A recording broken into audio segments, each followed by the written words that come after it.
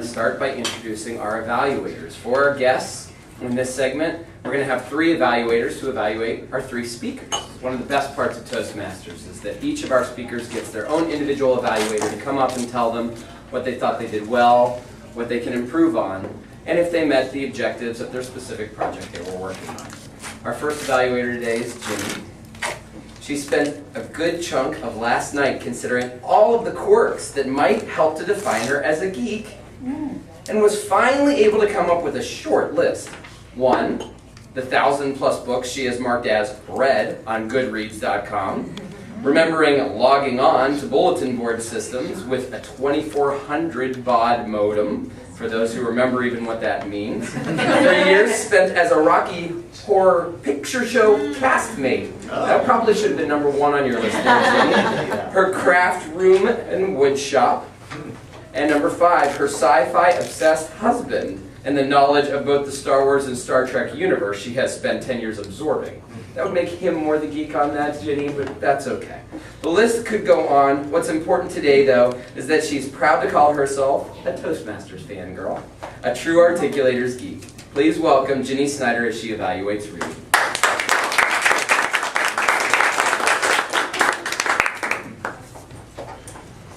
Good morning, everyone. Good morning. Reid, I finally figured out that your delivery is somewhere between a less annoying Jerry Seinfeld and George Carlin with a little bit of a cleaner mouth. You're always so funny, and I've got to admit that I always look forward to your speeches. And it's because I can relate to your style. And I'm not saying that we have so much in common. It's just that you're dry and sardonic, and but there's something about that that lets everybody in the room, from whatever station, relate to you. So we appreciate that, and you really are just so funny. So today I was impressed to see you combined your current project with the next project, which I've seen somebody else do before, project number 8, which is use of visual aids, by calling out your friends and coworkers and using pictures of them to support their quotes. And let's just hope that their significant others don't find the video that Denny's going to be posting later against them.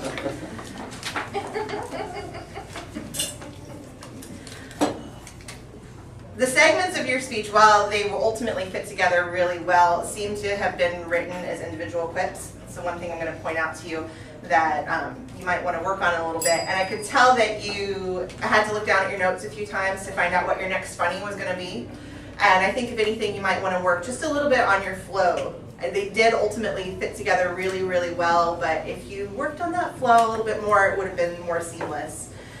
But while that sounds like a little bit of a criticism, I have to congratulate you on your use of notes, which was not too much, but you knew where to look when you had that little bit of a blank moment, and you were able to find yourself pretty quickly and get back on the road. So that was a job well done. And you did something with this project that I've never seen anyone do before, and that was to use personal polling for part of your research, or a good chunk of your research. So very well done with that. Now your manual asks if you varied your support material, and you did. But I wasn't quite sure. You did make fun of use of learning annexes and books in search of an answer, but it's good to know that Yahoo special interest stories can be such reliable sources of information.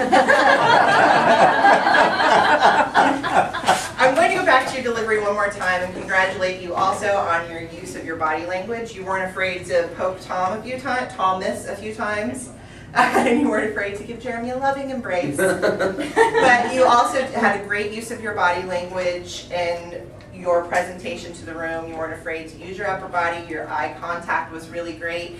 And it was just overall a job well done. So as I said, thank you for your humor, and thanks again.